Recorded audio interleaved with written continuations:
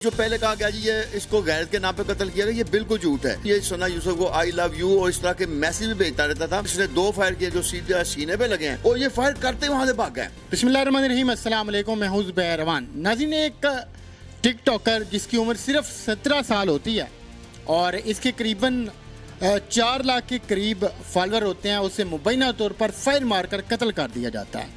ये जैसे ही न्यूज़ फैलती है एक कोहराम सा मच जाता है। उसके लाखों फैन थे, वो सवाल उठाते हैं। फिर जो टिकटॉकर दीगर थे वो भी ये सोच विचार कर रहे होते हैं कि आखिर इस 17 साल की बज़ाहिर मासूम दिखने वाली लड़की की किसी के साथ क्या दुश्मनी हो सकती है। इन तमाम सवालात का जवाब लेने के लिए इस वक्त मैं senior crime reporter Ejaz Bhatt साहब के साथ मौजूद हूँ। तो आइए इनसे बात करते हैं और इनसे तमाम सवालात का जवाब लेते हैं। भट्ट साहब, बहुत शुक्रिया, आपने हमेशा की तरह मुझे टाइम दिया।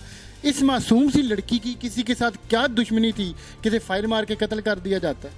अजी मैं यहाँ आपको बताता चलूँ, ये जो लड़की है 17 साल की, ये टिकटॉक बनाती है। टिकटॉक पे इसका कोई भी इस तरह का नहीं था कि जिसको वल्गर समझा जा सके। वो अपनी खुशी में बनाती थी और फर्स्ट ईयर यानी मेडिकल की स्टूडेंट थी। कत्ल जो हुआ है ना, ये जो कातिल है, ये जो पहले कहा गया जी ये इसको गैरत के नाम पे कत्ल किया गया, ये बिल्कुल झूठ है। कातिल जो इसका एक तरफा आशिक था और वो फैसलाबाद से इसके पीछे लगा हुआ था और बड़े अरसे से इसको मैसेज भेज रहा था और बार बार मैसेज भेजता था कि मैं आपसे मिलना चाहता हूँ। वो कहती है मैं आपको जानती तक नहीं हूँ, मैं आपको क्यों मिलूँ, आप एज ए मेरे फैन आप मुझे मैसेज करते हैं, इतना ही काफ़ी है। लेकिन ये बाज नहीं आया।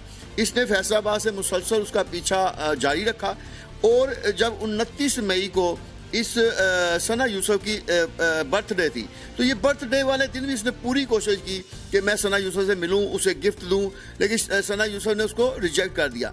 और मैं आपको यहाँ ये बताता चलूँ, ये सना यूसुफ को आई लव यू और इस तरह के मैसेज भी भेजता रहता था। लेकिन वो बच्ची क्योंकि पॉजिटिव जहन की थी और उसने इसको एक दफ़ा कह भी दिया कि मैं अपने वालिदैन की मर्ज़ी से शादी करूँगी, मैं कोई इस तरह का किसी के साथ अफेयर नहीं रखना चाहती। और वैसे भी जो चतराल के अखलाकियात है, जो वहाँ के लोग हैं, वो इस तरह की चीज़ों को थोड़ा माइंड करते हैं। अच्छा, लेकिन ये लड़का बाज नहीं आया। अच्छा, मैं आपको यहाँ बताता चलूँ कि इस लड़के ने क्या कोशिश की है कि ये इसने कहा कि मैंने आपको गिफ्ट देने आना है आपकी सालगिरह पे। उसने कहा मैंने आपसे गिफ्ट नहीं लेना, लेकिन इसने अपनी कोशिश जारी रखी। ये पहले 29 को कोशिश कर रहा था कि मैं फैसलाबाद से इस्लामाबाद आऊँ और इसने विजिट करने की कोशिश भी की, लेकिन इसको फिर पता चला कि मेरी मुलाकात नहीं होगी। फिर ये ना 2 जून को इसने दोबारा कोशिश की। इसने फिर उसको मैसेज भेजा कि मैं आपको मिलना चाहता हूँ, उसने रिजेक्ट किया। इसने किसी तरह उसका मोबाइल फ़ोन नंबर भी ले लिया था, उसके मोबाइल फ़ोन पे भी नंबर पे भी रब्ता करता रहा, लेकिन उस लड़की ने इसको मना कर दिया। जब 6-7 घंटे गुजर गए तो इसने देखा कि यानी तो इसके दिल में पता नहीं क्या आया कि इसने पहले से इरादा किया था। इसने पिस्टल लिया अपने साथ और साथ में एक इसने विश करने के लिए बड़ा सा गुलदस्ता लिया और फिर गुलदस्ता लेके फिर पहुंच गया। वो इनकार करती। आखिरकार ये ना इसने कहा कि मैंने आपको ये गुलदस्ता देने आना ही है। तो ये ज़बरदस्ती उस गन की मदद से इनके घर में दाखिल हो गया और उसके बाद इसने जाती इसको कहा कि ये मैं आपको सालगिरह का गिफ्ट देने आया हूँ। तो इसने उसको गुलदस्ता दिया। उसने पकड़ा तो वो भी इसके बारे में कह रही थी कि मैं तुम्हें पहले भी मना किया, तुम हमारे घर में क्यों आते हो। लेकिन इसने कहा कि तुमने मुझे बार बार रिजेक्ट किया, अगर तुम मेरी नहीं बनोगी तो किसी की भी नहीं बनोगी। उसके बाद इसने 2 फायर किए जो सीधे सीने पे लगे हैं और ये फायर करते वहाँ से भाग गए। और इसकी पूरी कोशिश थी कि किसी तरह मैं अड्डे पे पहुंचूं और वहां से इस्लामाबाद से फैसलाबाद की गाड़ी लूं। इसको गाड़ी मिली, ये वहां से पहुंचा, फैसलाबाद चला गया। अब पुलिस के लिए बड़ा केस है। अब अच्छा, मैं आपको यहाँ भी बताता चलूँ, ये मुलज़म 22 साल का है, मैट्रिक तक इसकी तालीम है, इतना ज़्यादा पढ़ा लिखा नहीं है और ये खुद भी यूट्यूब टिकटॉकर है। और ये टिकटॉक इस तरह की बनाता है कि लोगों के जो कंटेंट है ना उसको लेके तो उसको चेंज करके उसमें एंटर होता है। और इसकी एक बहुत बड़ी ख्वाहिश थी कि सना यूसुफ मेरे साथ मिलकर टिकटॉक बनाए ताकि मेरे भी जो मिलियन फॉलोअर्स हो जाएं। लेकिन वो इसको पसंद ही नहीं करती थी। वो कहती थी कि भाई तुम नॉन बंदे हो, मैं तुम्हारे साथ कैसे ये करूँ।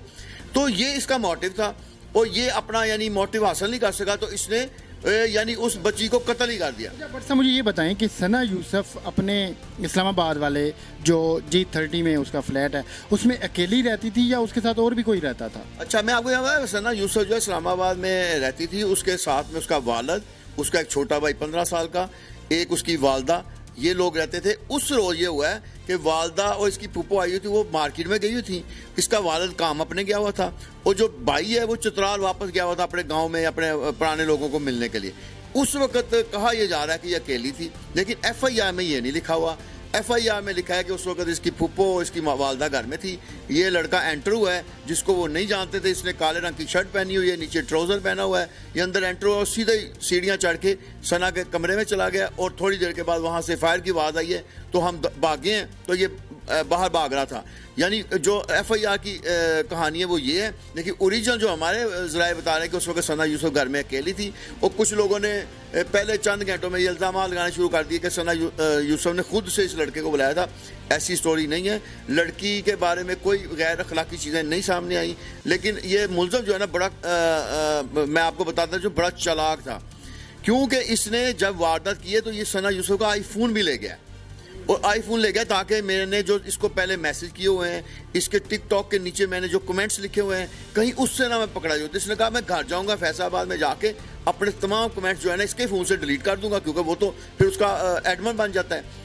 तो ये सारी चालाकी करने की कोशिश करता है, लेकिन इस दौरान इस्लामाबाद पुलिस ने 7 टीमें बनाई और तकरीबन 113 मकामात पे उन्होंने यानी टीमों ने छापे मारे और आखिरकार पता चला कि CC फुटेज की मुख्तलिफ जो रूट्स थे उनसे एंड पे पता चला कि ये फैसलाबाद या जड़ावाला की तरफ जा रहे हैं। तो 2 टीमें जड़ावाला रवाना की गई, एक फैसलाबाद में। तो जड़ावाला की जो दोनों टीमें वो नाकाम होगी। जो फैसलाबाद की टीम थी उसको पता चला कि असल में एंड पे वहाँ से मकामी पुलिस की भी मदद ली गई। इस केस के पीछे मैं बताता चलूँ, investigation police, operation police, CIA और बहुत सारे अदारे भी शामिल थे। इस वजह से उसकी जो फोरेंसिक कराई गई और करीब 3 जब पहुँचे तो फिर इस मुलज़म का जो हुलिया है ना, फिर उसकी वालदा को भेजाया गया, तस्वीर भिजवाई गई जो जब ये इसका पकड़ा गया तो उससे भी उन्होंने उसको ट्रेस किया। फिर पुलिस को कंफर्म हो गया कि यही मुलज़म है। अब पुलिस ने पकड़ लिया उसको और अब वो मुलज़म जो है अपने अंजाम की तरफ जाएगा। लेकिन अब क्या फ़ायदा कि वो जो लड़की थी जिसका इसके साथ कोई अफेयर नहीं था, जिसका इस सारे केस में कोई कसूर नहीं था, उसकी जान चली गई। बर साहब बहुत शुक्रिया आपका, आपने बड़ा तफसीली ब्रीफ किया।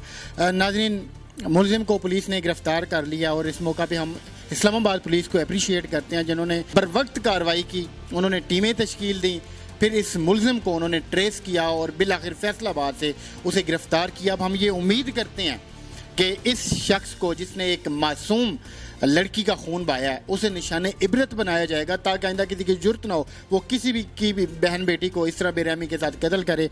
दूसरा, हम अपनी बहन बेटियों से ये अपील करते हैं कि ये जो सोशल ऐप्स हैं आपको बज़ाहिर इनका फ़ायदा दिखाई देता है, लेकिन आप ये देखें कि किस तरह इससे पहले भी बड़े वाक़यात हो चुके हैं। आपने वो थल की शहज़ादी वाला देखा होगा जिसे गैरत के नाम पे कत्ल किया गया। अब ये बेचारी मासूम लड़की जिसका कसूर नहीं था उसे कत्ल कर दिया गया है।